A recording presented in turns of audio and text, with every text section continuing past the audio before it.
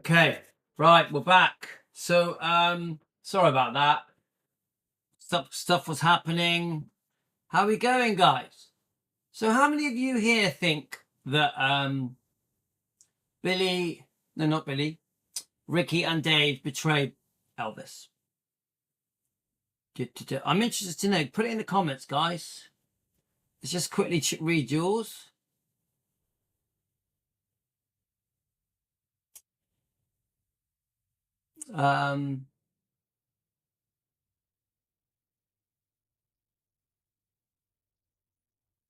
Yep, you got it, Carolyn. Right, let me just quickly check your comments. So remember, we do this from the point of view of defending Elvis on behalf of Lisa Marie, Riley, Finney and Harper, even Gladys and Vernon. That's what we're doing here. I don't think it's right that the wrongdoings of the past are being forgotten. People are acting as if none of these things happened. Sometimes these people are even standing by their wrongdoing. Yeah. Even family members, even stepbrothers. Yeah. It's not acceptable. We, the fans, expect the people that have treated Elvis unfairly for money to show regret and say sorry. There's nothing wrong with that. Just because someone grew up with Elvis or is related to him or was his ex-girlfriend, doesn't make it okay. No. I would say that if someone grew up with Elvis, even more reason why they should say sorry. Yeah, even more reason, because they knew the true Elvis. So, yeah, I'm here, Nancy, don't worry. So we, as defending Elvis, as unpopular as we can get, we're going to do it whether people like it or not, even if they are related. Even if they are related, even if they are ex-stepbrothers, because the Stanleys, at the end of the day, they are ex-stepbrothers, aren't they? Yeah. So one of the things that came up was Danny at Memphis Mafia Kid was asked, what do you think about David Stanley saying that Elvis killed himself, which is just horrific. And then we're going to watch his response. But I did want to just quickly play you a YouTube video that I did this morning, just a little clip. I want you guys to tell me what you think of it. So let's get it up. I'm trying to. I came across this. It's obviously from a longer interview. It's a very short clip, guys. So listen to this. Morning, guys. We're going to be covering David Stanley today. We're going to try and find out why the fans are so upset with David Stanley, Elvis's stepbrother. See you later, guys. I don't have a lot of Elvis records. I'm still not a huge Elvis fan. What is your favorite song then? My favorite song by Elvis would probably be Jailhouse Rock. I don't think he even meant that. Guys, I'm going to play it again. Do you really think Jailhouse Rock was his favorite song? He didn't have a favorite song. You can see it in his eyes. Watch how he answers. Now remember, this is someone who spent his life living off Elvis. His life on and off through his life, trashing Elvis, giving the public the impression he was an out-and-out drug addict. No mention of how sick he was. No proper mention. David Stanley, as far as I can see, this is for entertainment purposes, just an opinion, has never properly gone into Elvis's health problems.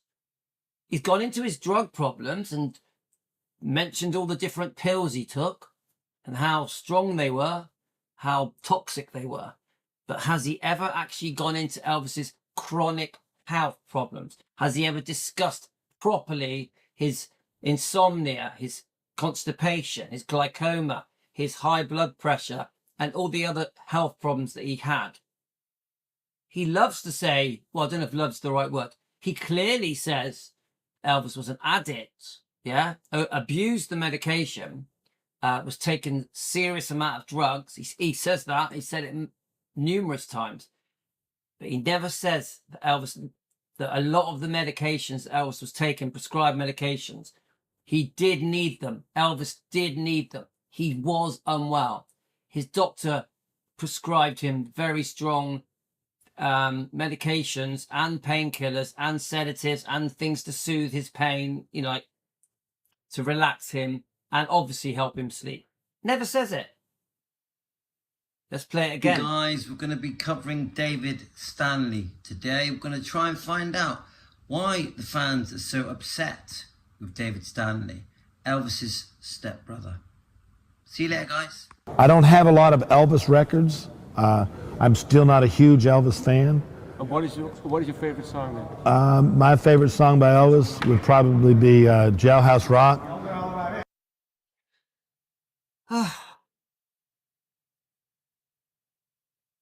So I'm still not a huge Elvis fan. How does that make you feel, guys? Billy Stanley, who's been making money off Elvis his whole life, I'm still not a huge Elvis fan. How does that make you feel? Seriously. Does that bother you? Because that would bother me. If I was Elvis watching that, listening to that, it would bother me. If I was Lisa Marie listening to that, it would bother me. Yeah, honestly. This is someone who got to see Elvis in concert many, many times. Many, many times. This is someone who Elvis treated like a brother. A brother. Elvis was very, very good to these people. Very, very good. He gave them a life they could only dream of. And their thanks, Ricky and Dave, is to trash him for decades and keep making money off his name again and again and again, even to this day. Even his job at the Westgate place, Las Vegas Westgate, whatever you call it. If you didn't know Elvis, he wouldn't be there. This man has had a luxurious life because of Elvis. Now, this man went down the wrong road. Around, the mid-70s, Dave Stanley, and I think Rick as well, had serious problems with drugs, drug addiction. They chose that path. They went down that road. It wasn't Elvis's fault. It wasn't Elvis's fault. They messed up their own lives. I don't understand how someone that can be so good to you, because Elvis was so good to these brothers, really good, like more than you could dream of. Elvis gave these guys a life that was unimaginable to someone like you and me. But then they go on to trash him. It makes no sense. These people who say they loved him, were very close to him, saw a side to Elvis that nobody would ever see, grew up with Elvis, worked for Elvis.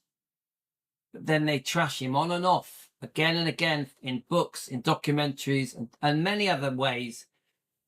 And then now they're born again Christians and everything's okay. And now they think that Dave Stanley calls his event a historical event. A historical event. Elvis has no say in the words that are coming out of this man's mouth. Elvis can't defend himself. Elvis has to just be in heaven, take the abuse. Lisa Marie had to go through and listen to this while she was alive. And now Riley, Finley and Harper have to listen to the trash that comes out of these people's mouths in old interviews from the past, old books from the past. But now these people are still benefiting from a luxurious life at the cost of Elvis's image and reputation. And they think because they grew up with him, it gives them the right to tell people like me to shut up because we weren't there. 100% I get the feeling from Dave that he feels because we weren't with Elvis, we weren't related to him, we didn't grow up with him, we didn't live with him, we didn't work for him, that we don't have the right to our opinions. That's how I feel. That's how I feel.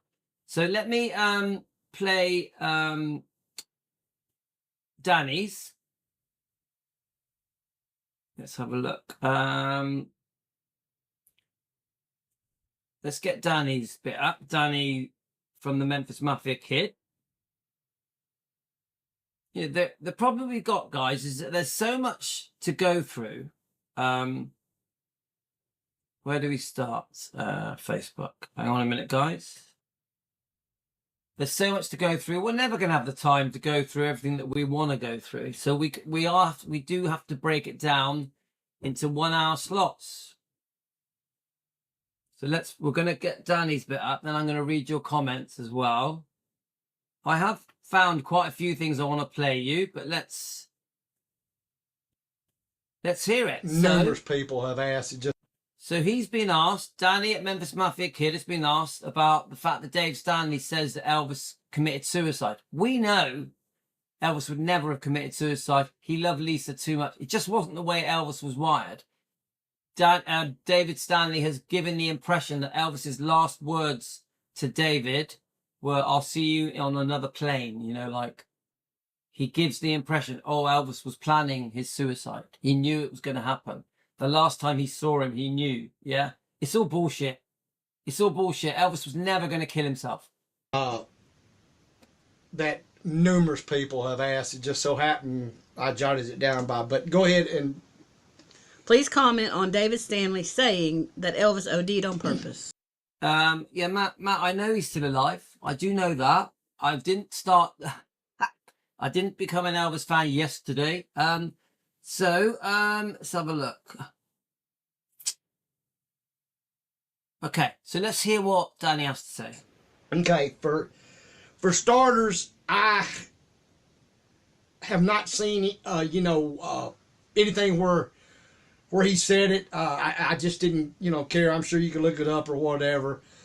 But I've heard it from enough people that apparently he said something along those lines. And just let me say this. That's and why. I mean, everybody has their own opinion, and maybe if that's his or whatever, but, I think it's the biggest bunch of shit, and excuse my grammar, for him or anybody else to say that. I mean, did Elvis take prescription drugs? Sure he did. We all know that. Did, maybe a mixture or overdose was part of the cause of his death? It's possible. I mean, there's a lot of things, a lot of mixtures that we've talked about before that could have caused his death. But one thing that I do know, and my family knows, that Elvis Presley did not purposely or intentionally take his own life. Come on.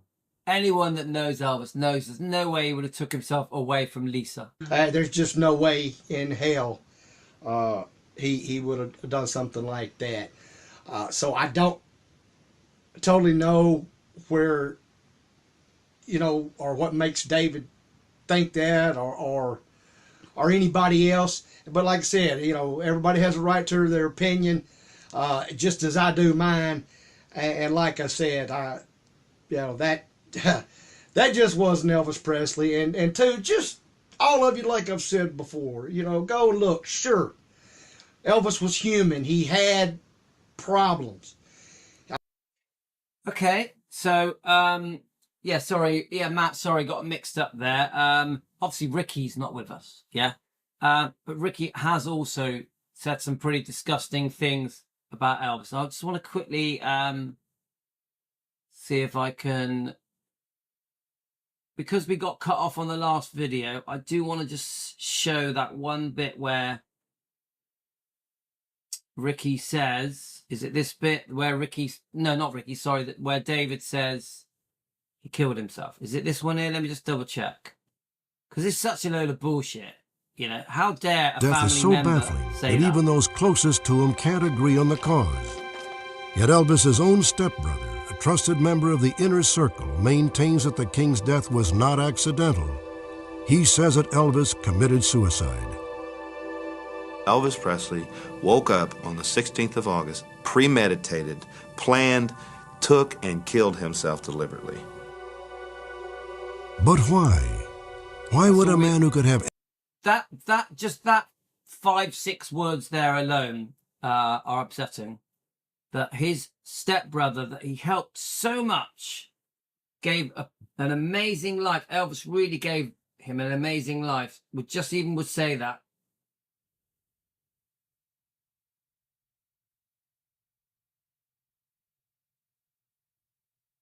Yeah, I know about the public apology, but it doesn't matter.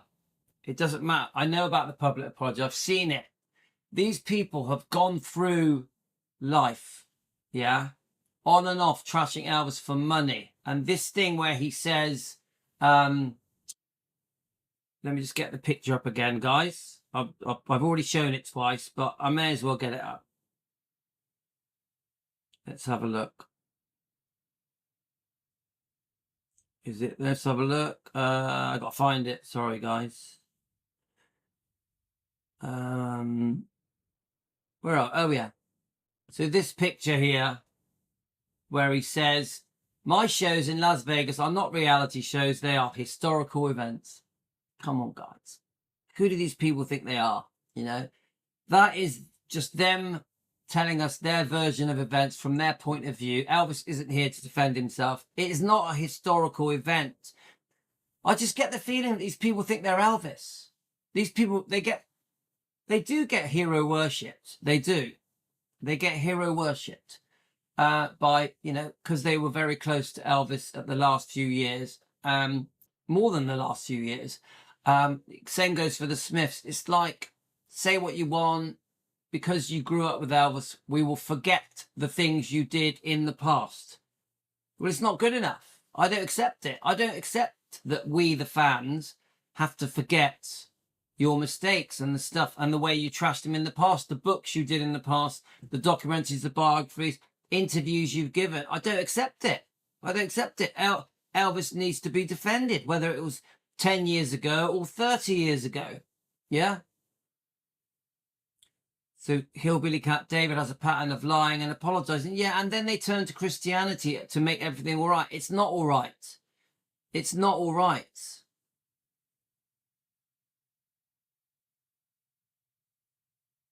These people are making money off Elvis. Promote Elvis in a good way. Make money from Elvis in a good way.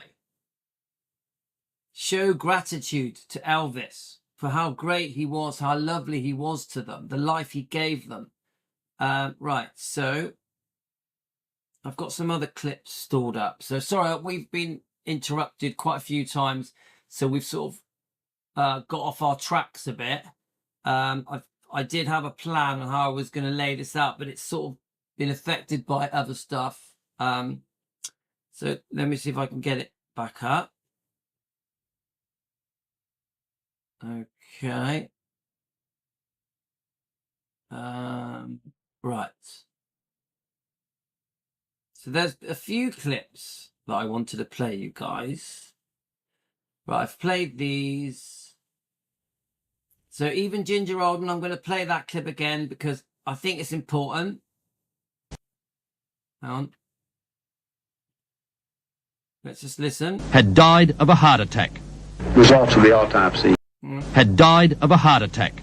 Results of the autopsy are that the cause of death is a cardiac arrhythmia due to undetermined causes. Elvis's fans and his fiancée, Ginger Alden, were left in the dark. All of us had heard at the same time that it was a heart attack.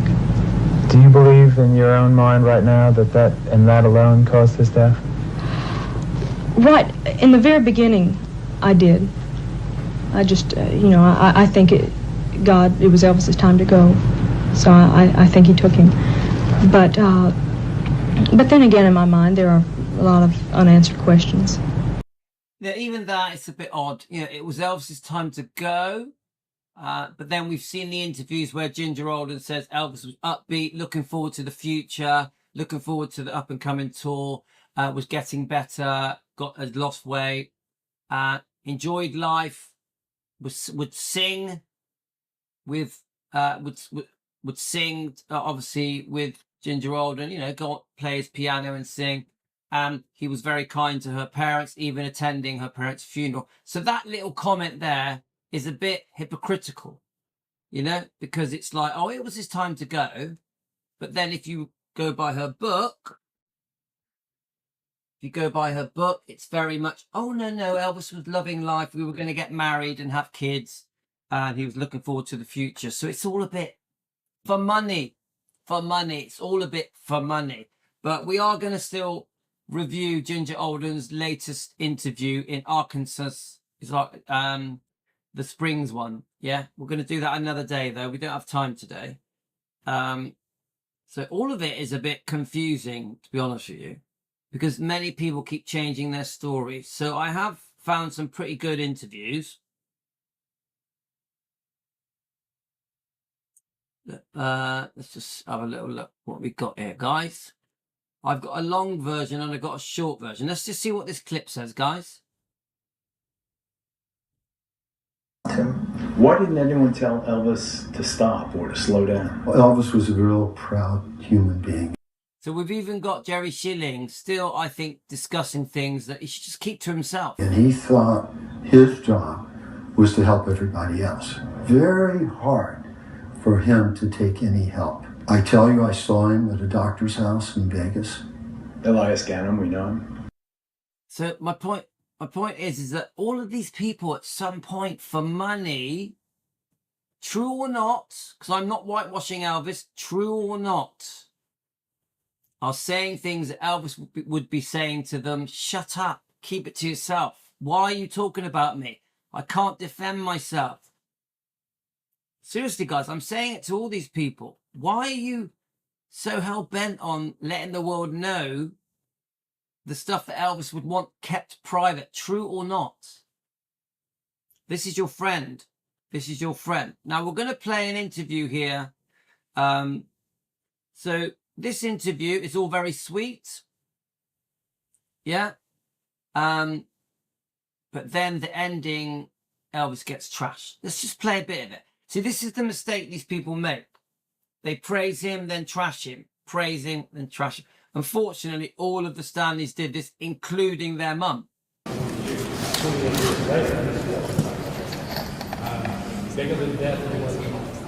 My first memory of Elvis would be 1960 when I moved to Graceland with my two older brothers and my mom, Dee and Vernon. My mother married Elvis's widowed father.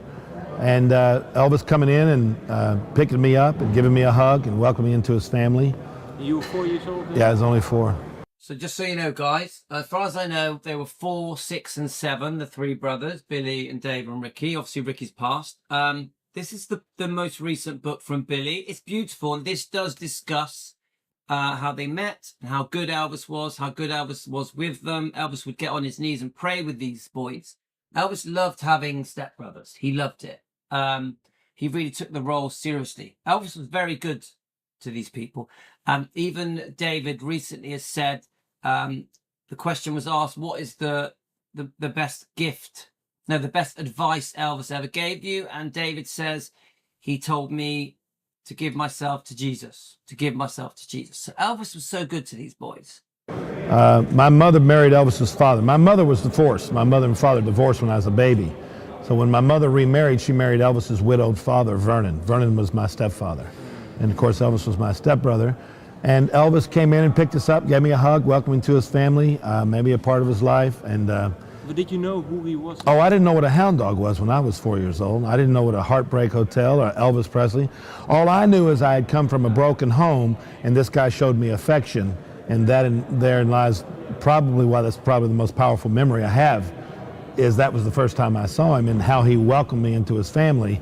And, you know, the rest is history. For 17 years, I lived with him. I grew up on the backlots of all the studios.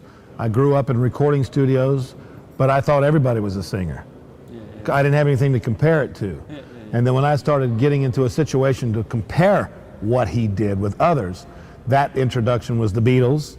When 1965, I guess it was, and I saw, well, okay, they're I love the Beatles, but yet Elvis is a rock star, and then the Beatles are going, before Elvis there was nothing, and then I started to realize that, well, wait a minute, this guy is strong. I knew he was a movie star, but I never took him as a serious movie star because I never considered his movies serious. No, they were just... They were just movies. Yeah. But, actually years after he died is when I started to realize, as far as his movies, they were good, wholesome movies. And he made 33 of them. 31. So this is all very laid back. It's all about making some money off Elvis. Oh, I'm Elvis's ex-stepbrother. Let's make some money. All of this is about, yeah? fine, make some money. But you'll see at the end, he has to go down the road of trashing Elvis with the drugs. True or not, Elvis would have wanted it kept private. 30, something like that. And, you know, he made $1 million a movie. But I took all that for granted. I didn't think that way. He was not an icon to me. He was a family member. He was like a father figure, a big brother, you know. I probably didn't become aware of that until about 1968 when he did the comeback special with the black leather suit on. By then, I was well into the Stones and the Beatles and the Who and Clapton and all those guys. 60s child. Yeah, I was a 60s child. And I didn't really take Elvis serious. But when he came out and did the set down in the circle with the black outfit on, and you know, we watched that as a family. He taped it in Los Angeles, but the family, Elvis, myself, Priscilla, the family sat down and watched it on TV. When I watched that, I realized that this is what made Elvis Elvis. That this, I had just seen in that '68 special, the essence that captured the true nature of the king of rock and roll. So guys, we know that the Elvis fans are upset with the Stanleys, aren't they? I know that when I took on reading this book, I did get a backlash. A lot of people are very upset with the Stanleys, even if they've apologized, even if they've shown regret, even if they've wrote books, done nice interviews. It is a very hot topic. I do think the Stanleys still get a lot of hate. I'm talking about Billy and David now, yeah? Obviously, Ricky's passed. So the problem you've got is this, that yes, there is hate, and Elvis fans are upset, but there's a reason. There's a reason. There's so much wrongdoing over the last 30, 40 years that fans have got good memories. The fans have got a good memory, yeah? They know who betrayed Elvis. People that betrayed Elvis are not forgotten. Not just the Stanleys, even Billy Smith and some of the things he said. Obviously, the Memphis Mafia, Lamar Fike, Marty Lacker, Red West, Sonny West, Dave Hebler. The fans don't forget. The fans don't forget. We have good memories. I do feel, though, that some things are just swept under the carpet. I do feel that that some of these people that are still alive, that were around Elvis, are glad that some fans have short memories. Yeah. I personally think we do have to bring these things up because it's a way of defending Elvis. What we're really doing is this. Look what you did. Please say sorry. Please stop doing it. Yeah. On behalf of Elvis's image, reputation, and legacy, put things right. Yeah. We're not trying to whitewash Elvis and say that he didn't have a problem with prescribed medication. But we are trying to say he was also very sick. He was also very unwell. He needed his medication. Yeah. The pressures he was under, he was overworked. So we're trying to help the world see the Elvis, how we, the fans, see Elvis. Yeah. The kind of person that he truly was. We don't want the world to just focus on his drug habits or his prescribed medication habits or his sleeping difficulties. Obviously, he had serious constipation as well.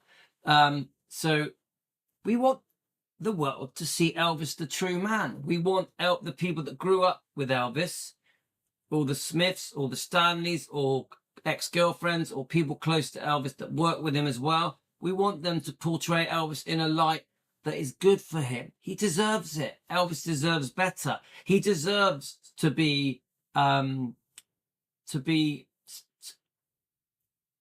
deserves that the world sees the good that he did for the world rather than the trashy stuff. And then in 1969, the family went to Las Vegas when Elvis started doing concerts again. Yeah.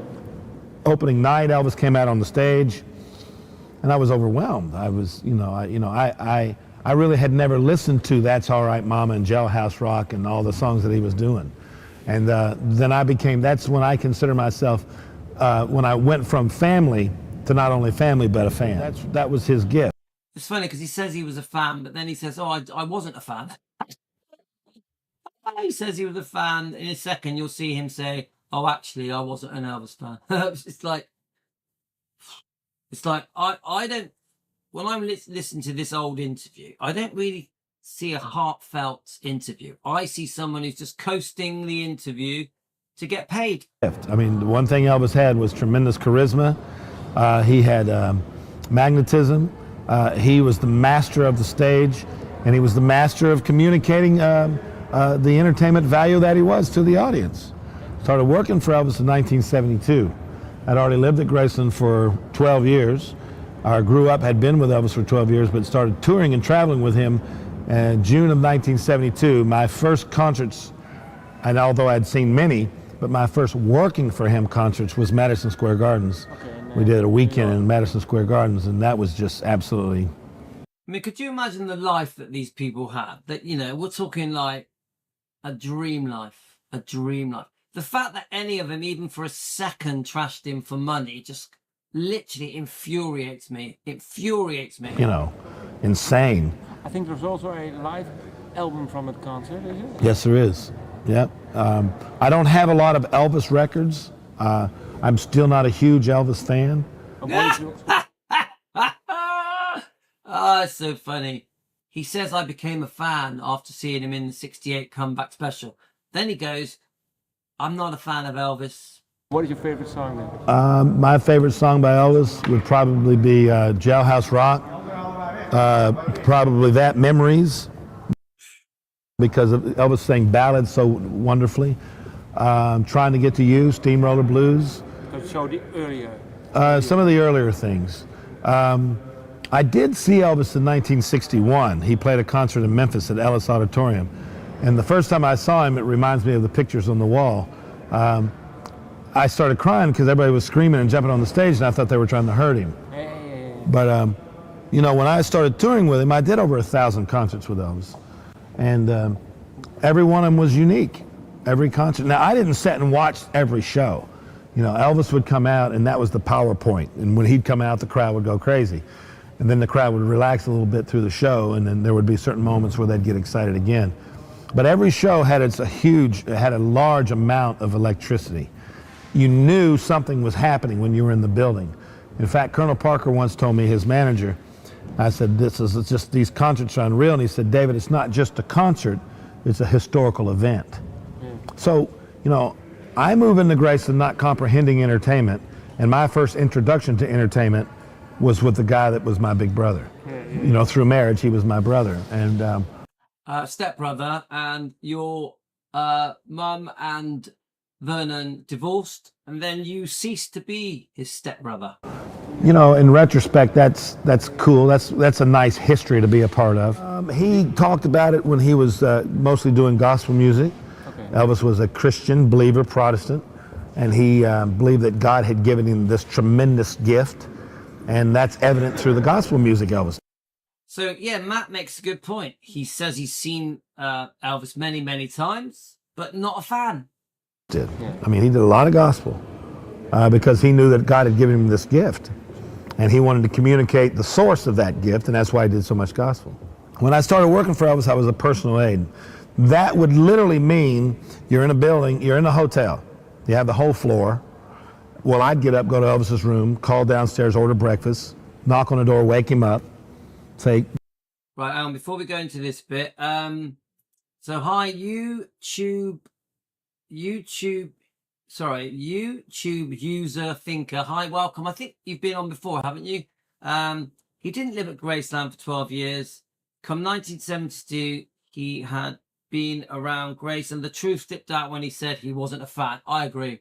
The truth did slip out. These guys do, you know, the Stanley brothers do try to give the impression we was with Elvis every day, from the day we moved into Graceland to the day he died. It wasn't like that. It wasn't like that at all. All three of them, if you break their history down, it was on and off, on and off. So it isn't, you know, the other thing I keep hearing is that, oh, we grew up with him, so we know better. I was his stepbrother. Well, you were his ex-stepbrother. I was his stepbrother, so don't tell me about Elvis. I know better. Nah, the fans see through it. The fans see through the bullshit. These people did twist and exaggerate the truth concerning Elvis. They did.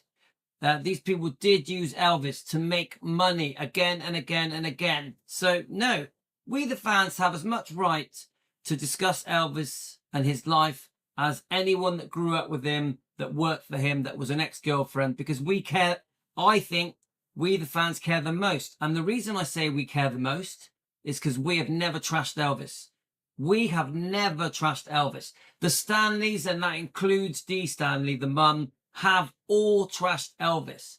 We, the fans, don't do it. We don't do it. Get him out, have breakfast, and then start talking about his schedule. We have to be here at this time. We have to be there at that time. The show starts at this time. You know, we leave at this time. You know, logistically talking about what was going on. Myself, Joe Esposito, other guys that work for him, that's what we'd communicate. So in a minute, he goes on to say about how the people around Elvis, you know, the Memphis Mafia, the Stanleys, and other people were there for Elvis. That their whole existence was to look after Elvis. But this is completely normal for celebrities, isn't it? Any wealthy celebrity is fully looked after in every way. Every way. Of course, dressing, eating, all that kind of stuff. Yeah, traveling, all their needs are catered for. So I feel that when Dave Stanley discusses them looking after Elvis, he sort of does it in a way as if Elvis was like a baby that they were looking after. No, all celebrities are treated this way. If they're very wealthy and they have a team of people around them, they are looked after. They are taken care of.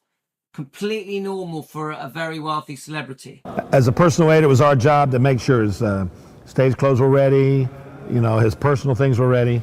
And then later I became a bodyguard, and a bodyguard was more responsible for the safety of getting him to and from any place, whether it be a concert hall or riding on the streets of Memphis in a motorcycle. It didn't matter. There was always bodyguards with Elvis. That's hard then, I think. That was the harder part, or not? That was the hard part. It wasn't, you know, you just met with Elvis, it was mostly crowd control. Okay. And it was mostly keeping the fans away. I mean, not that Elvis didn't have a problem with fans. He was never rude to fans. I mean, he was always nice to them. But when 10,000 of them want to talk to you at one time, that gets a little difficult. So it was a crowd control situation. It was logistics, getting in and out of buildings was part of it. Then there was protection. As in if somebody tried to punch him out or pull a gun or a knife or do any kind of harm to him, which that did happen. You know, a lot of people ask why Elvis needed bodyguards. Well, I think that's been exaggerated. No one ever pulled a knife out on Elvis. Definitely not. Let me just go back a little bit. This is an exaggeration. I agree that things happened. You know, there was a worry of things happening, a worry of Elvis being shot or being someone pulling a knife out on him.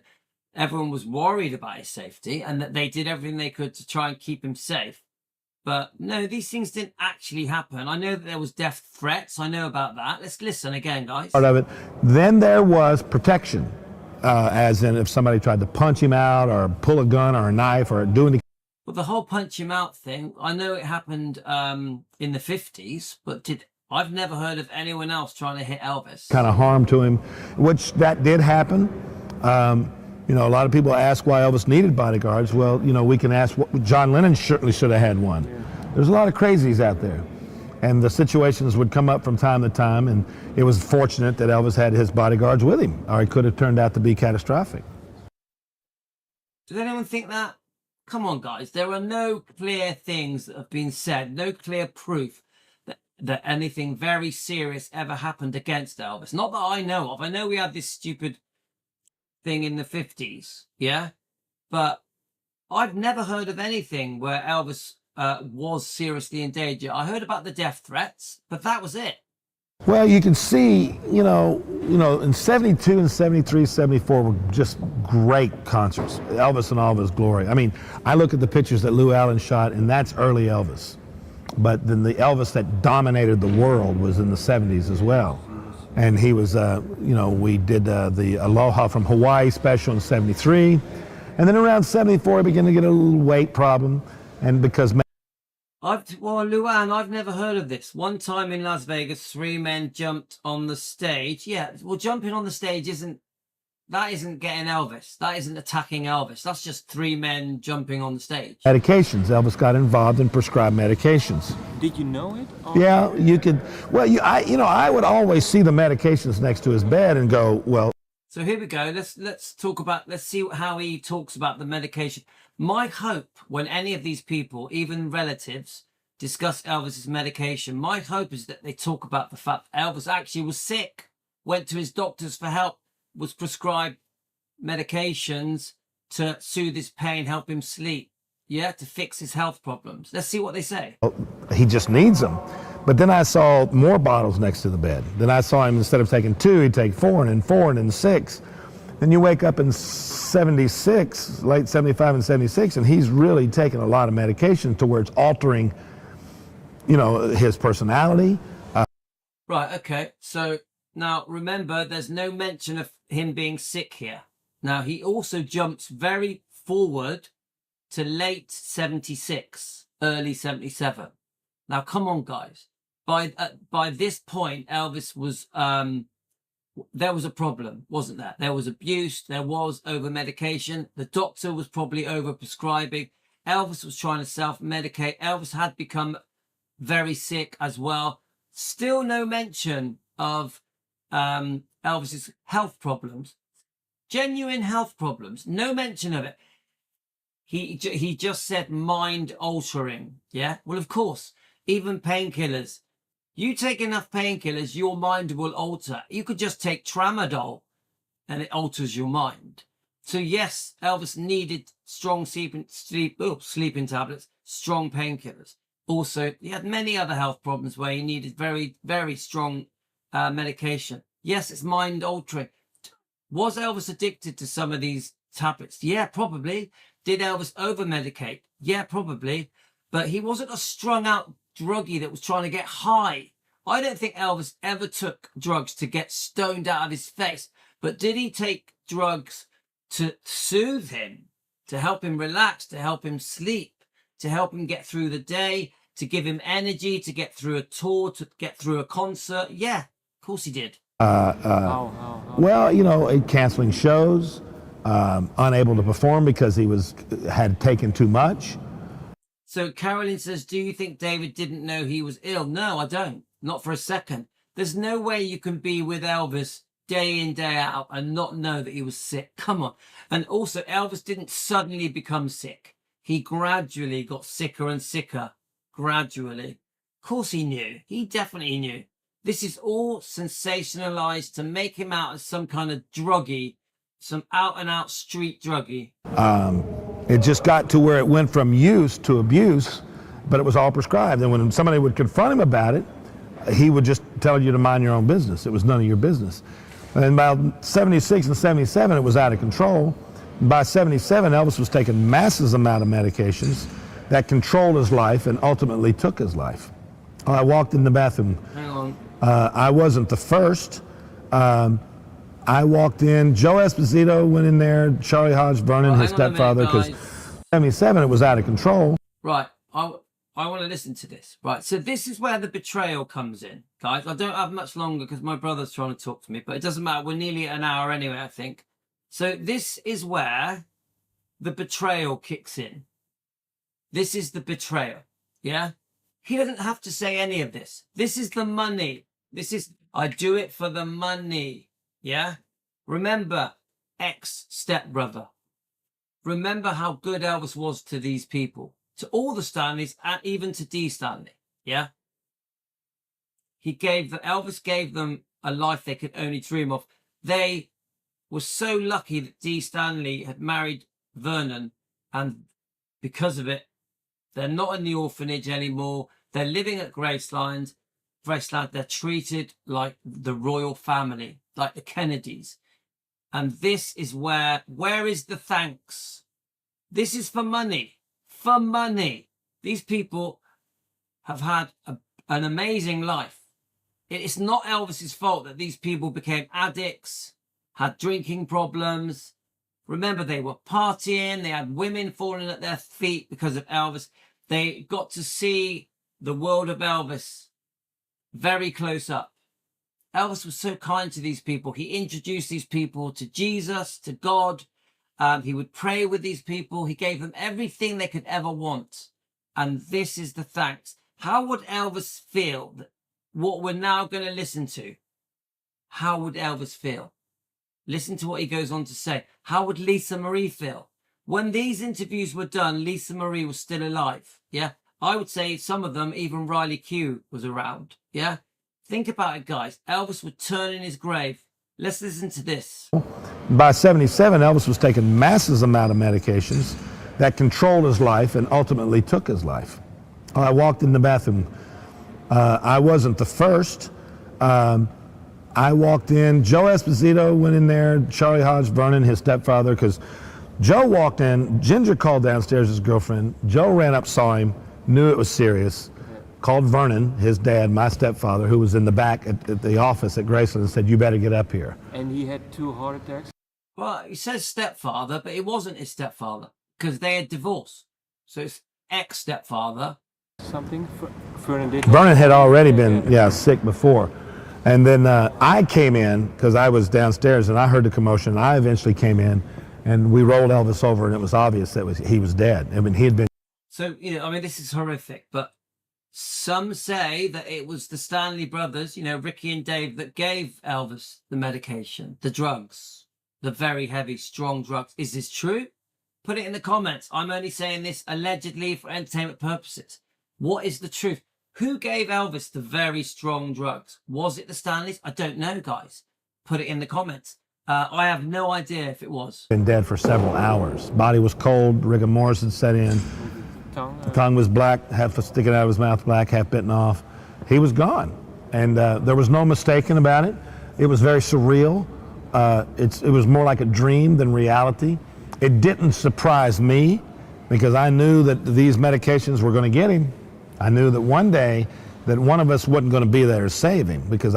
Well, at least he said medications, but why not talk about his health, how sick he was? Yes, I agree. In the last year, it had all got out of control. There was a lot of abuse and there was addiction. There was the health problems may have been increased by the amount of medication being prescribed to Elvis by Dr. Nick and other people. Elvis may have self-medicated. Elvis may have been finding different sources to get his painkillers and prescribed medications, etc. But no mention of how sick Elvis was the years leading up to that point. So through the late 60s, through the 70s, Elvis was sick. He had chronic health problems, serious, genuine health problems. No mention of it. This is the bit that upsets me. I had saved him a couple of times before. Because he would fall. He would eat and fall asleep. Yeah. Even that, it's degrading to Elvis. He would eat and fall asleep. Why say that? Why say that? Yeah, you're his stepbrother that he looked after for 17 years. And you are now publicly to millions of people, because this will be watched by millions of people. Yeah, not just back then, even now on YouTube, on different social media platforms. He would fall asleep. I had to save his life. He would fall asleep whilst he was eating. I had to save his life. Now, you put that picture in your head. Elvis falling asleep with a mouthful of food, then trying to dish out the food from his mouth so he can breathe. How humiliating is that? How would Elvis feel about you, David Stanley, saying these disgusting things? He was so good to you. So good to you. And so this was a moment to where he made sure nobody could save him. He was just. So Matt is saying, I don't think he did either. His first book makes it clear he was not at the house. So Matt is saying that David was not at the house, okay? He was lonely. He was unhappy. Now, why was he lonely? I don't know. Why was he unhappy? So he's calling him lonely and unhappy, right? Now, I have to argue with that because Ginger, you watch any of Ginger's interviews in the last 15 years, she makes it very clear that Elvis was very unfairly portrayed by close family members, that he was miserable, depressed, hated life, hated being Elvis. This is how he's portrayed. Even Dave Stanley, I've got a video of him saying Elvis didn't want to be Elvis. David Stanley says Elvis didn't want to be Elvis. He was fed up with it. Whereas Ginger Alden, Elvis's last girlfriend, says he loved being Elvis. He still would have fun and be happy, be in a good mood, was looking forward to the future, wanted a family, wanted a child, was ready for the tour, had lost weight, had been on holiday, was getting better. Ginger Alden has a very optimistic, positive look at Elvis in 1977. Whereas now we've got David Stanley saying, let's listen to him do it. This is just so unfair to Elvis. Now, I'm not saying he didn't have his down days, he didn't have his low points. He was a human being like the rest of us. But this is being said by his stepbrother that grew up with him. Ricky said very similar things. He was unhappy. Now, why was he lonely? I don't know. Why was he unhappy? I don't know. I don't think anybody can know the mind of an individual that well. All I know is he was unhappy, he was lonely. Remember, he's clearly repeating, he said it twice already, he was lonely and unhappy. Is this true? Because Ginger Alden says no. He felt like he was being betrayed by a book that was coming out by Red and Sun. All right, so he mentions the book. Let me just quickly read a couple of comments. David Stanley, one of those claimed to have been there on August the 16th when EP was found but wasn't. Have heard it said allegedly by others that Ricky Stanley gave him a lot of medications that night. And I've heard this again and again. Guys, I don't know if it's true. I have no idea. This whole program is just for entertainment purposes, just opinions, not fact. So I think Joe Esposito claimed to have been there as well. Yeah, I think Joe was there, but he didn't go a day ahead to the next tour date. Okay. I don't have much respect pretty much for any of them. That's Linda. Yeah, so Nancy keeps saying that he keeps changing his story. Sonny West and Dave Hebler. They didn't mean for the book to have the effect that it did, but even that's bullshit. Even that is bullshit. He's defending the book. Yeah, guys, it's obvious they're all mates, aren't they? They're all mates. Red West, Sonny West, Dave Hebler, all the Stanleys. They're all mates. Yeah? They're all making money off Elvis. Okay? So now he defends the book. He says they didn't think the book was going to do the damage that it ended up doing. It's rubbish. They sat together in a room for 30 days, all three of them, came up with this book. And yes, it was sensationalized. Yes, they may have exaggerated things, and Steve Dunleavy may have sensationalized it, and the publishers did, to make money. But of course they did. Of course they did. You create a book about Elvis Presley to sell and make money. You sensationalize it. It goes in all the tabloids and magazines. It was a complete money-making venture. So, of course, it was going to do damage. So when Dave tries to defend, because in my view, he's defending Red, Sonny and Dave Hebler. He's defending the book. It was obvious that book was going to do a lot of damage. It's clear that it massively upset Elvis. Made by a book that was coming out by Red and Sonny West and Dave Hebler. They didn't mean for the book to have the effect that it did, but the timing was bad. And here Elvis was 255 pounds, canceled shows, media was beating up on him. Now here comes a book saying he was on drugs. And so why? Why is he talking about his weight? He's basically saying he's fat, cancelled shows, on drugs. Why? This is a stepbrother. None of this needed to happen. This is being done for money. Elvis deserves better. It's always about the money. Money, money, money, money, money. He may as well be holding a bag of money. That is why he's there. All these terrible things. I think it was just too much for him to stand up in front of public and go, here I am. So now this is a hint that it was suicide. I think it was too much for him to stand up. Yeah? Because of the book. It's very clear Dave Stanley thinks Elvis committed suicide and wants us to think it as well. Elvis was very prideful. A lot of pride. He would not admit a fault to the public. I don't agree. Do you know what? I've heard so many stories about Elvis. Yeah. Yes, he was proud. He could be stubborn, but he was also a man that would apologize, a man that would sit and listen to you, listen to your problems, a man that would regret his temper. Yeah, I agree. At times, he was, strong-minded and wouldn't back off. One of the stories that Jerry Schilling says, "Oh, when you get your medical degree, come and give me advice." I agree that Elvis was strong-minded and stubborn when it comes to the prescribed medication as well. But all of this, to me, is betraying Elvis. It's a man that did so much good for you, and then you're trashing him here for money. For money. And of course, that's what I think cost him his life. Oh, I guess, all of them, but I would say the holidays and Christmases at Graceland, the snow on the ground, the playing and building snowmen, and having turkey and dressing and giving presents and singing, and just wonderful family times. And that's from a personal perspective. Professionally, I would probably say Madison Square Garden. That was just like, wow. Of course, like I said, I did 1,000 concerts, but that one stuck out. Aloha stuck out. We did the LA Forum in '74. That was a big, strong concert in Los Angeles. And this being around him was a memory, and all of this stuff at Footsteps is a memory. It's a nice, warm, fuzzy feeling to be around the artifacts that was a part of the most influential rock star of the 20th century.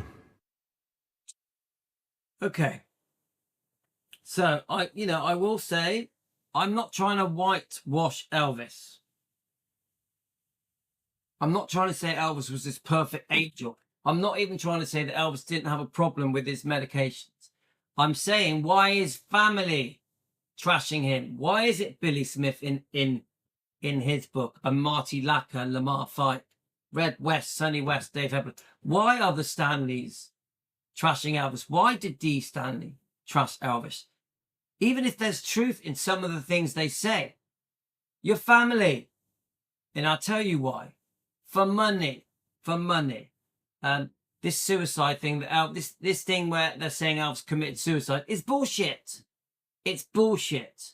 Even Ginger Alden has proved that there's no way. We all know that Elvis loved Lisa Marie so much he wouldn't have even given it a second thought. So Nancy says, I'm saying he tried to blame Red and Sonny and Tate, and he didn't want the subject to come up. Rick and David was giving him hard drugs. And I've heard all the stories about Rick and David, what drugs they were giving Elvis. I don't know. I don't know the ins and outs. I know that there are YouTube videos that do go into detail about all of that stuff. But I'm not here to discuss the drugs that Elvis may have took, the prescribed medication he may have took. This is not what I'm here to do, guys. This isn't about highlighting Elvis's problem with prescribed medication. This is about exposing the people that betrayed Elvis. And we're going to do it again and again. And I'm not allowing people that grew up with Elvis, that knew him very well, that were related to him, to tell us that we can't have an opinion because we didn't grow up with him, because we didn't know him, because we didn't live with him. To the Smiths, if you have betrayed Elvis with your words, with your books, with your documentaries, we're going to talk about it here at Defending Elvis, whether you like it or not. To the Stanleys, if you have trashed Elvis in books, documentaries, interviews, biographies, we're going to discuss it because you shouldn't have done it. The family of Elvis should not have trashed him. Any ex-girlfriends should not have trashed him for money. For money. So we will discuss it, whether you like it or not. We, the fans, have the right to expose the truth. It shouldn't be forgotten. It shouldn't be swept under the carpet. You guys hope that we have short memories. No. And Priscilla is doing it at the moment. Priscilla Presley is doing it at the moment. She's trying to rewrite history, reinvent history, and she's trying to do it with her new book. She's already done it. Priscilla Presley has already done it once with this book by reinventing and rewriting history. This is a fake book. This is a fake fairy tale. Many lies are in this book, in my opinion, for entertainment purposes. So, no, guys, I'm not having it. I don't care who you are. I don't care how close you are to Elvis. I don't care. You're nothing special. I make this clear to the Stanleys, to the Smiths, to anyone. You're nothing special. Just because you knew Elvis, you're nothing special. Yeah, you're lucky. You're lucky that Elvis let you in his life, whether you're an ex-girlfriend, a Memphis Mafia, or a stepbrother or a cousin. You are lucky. Elvis gave you an amazing existence, an amazing life. You got to live a life you could only dream of. So why am I, as a 57-year-old man, able to look back on the last 40 years and see a long line of Elvis being trashed by friends, family, ex-girlfriends, people that work for him, and other people, and publishing companies, and documentary makers? Why? It ain't right. It ain't right, and we will discuss it. We will bring it up. It won't be forgotten. We just want public apologies from anyone that is alive that has ever trashed Elvis for money. That's what we want. From anyone. Stanley, Smiths, Memphis Mafia, call it what you want. Elvis deserves that. Elvis would want it. Now, we all know Elvis is very, very forgiving. So we will forgive as fans. But first, we want the apologies. Yeah?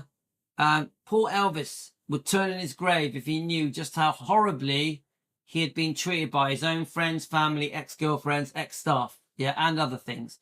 Yeah, he would be like, my God, I gave these people an amazing life. I was so good to these people, and look how they've treated me. If Elvis could see the image and reputation that he has around the world, he would be shocked and horrified. Because, yeah, we love his music. We know he was the most gifted singer in the world that ever lived, a beautiful man. But his reputation is broken. We know the good side, but the bad side, he doesn't deserve it. Elvis deserves better. He literally deserves better than this. I shouldn't even be able to play this.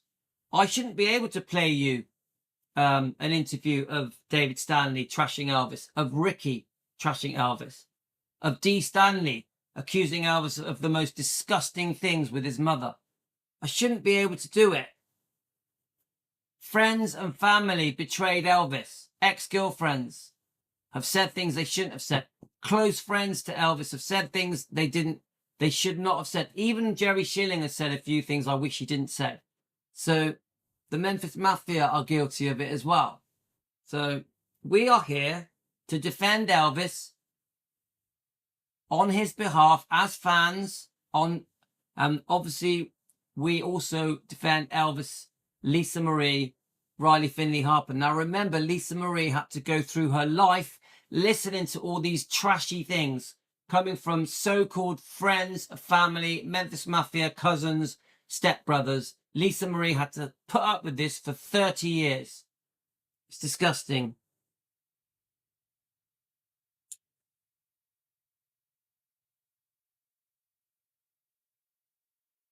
Yeah, but Ness, I'm not... Look, Ness, I accept that sometimes Elvis would get lonely, sometimes Elvis would be sad, but he would also be very happy and upbeat and positive and optimistic and looking forward to the future. Every one of us here will have our bad days. We're all human. We have our bad days, yeah? You don't... If someone has moments of sadness, of loneliness, you don't put that on their whole existence. That's not fair.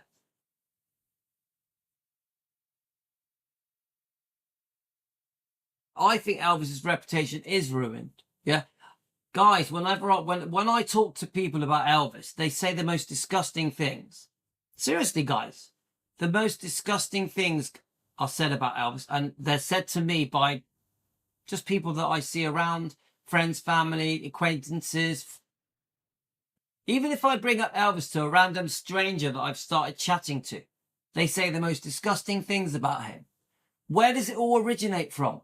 All of the disgusting things that are said about Elvis comes from friends, family, ex-girlfriends, ex-staff, people that knew him.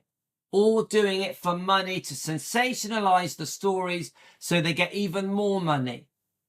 This is why we're called Defending Elvis, because Elvis needs to be defended.